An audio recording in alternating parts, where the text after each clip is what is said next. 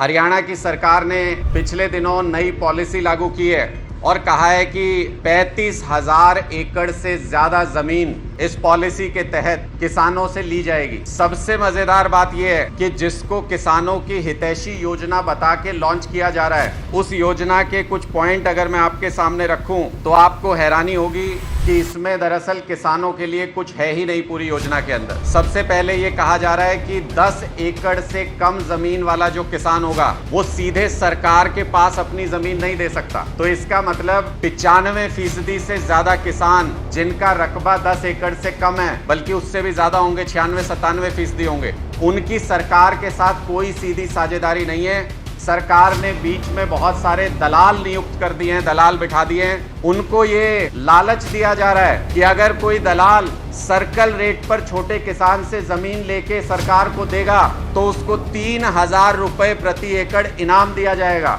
यानी सरकार प्रोत्साहित कर रही है इन सब दलालों को कि आप सर्कल रेट पर जमीन हड़प करके सरकार को दे दीजिए किसी भी तरह से।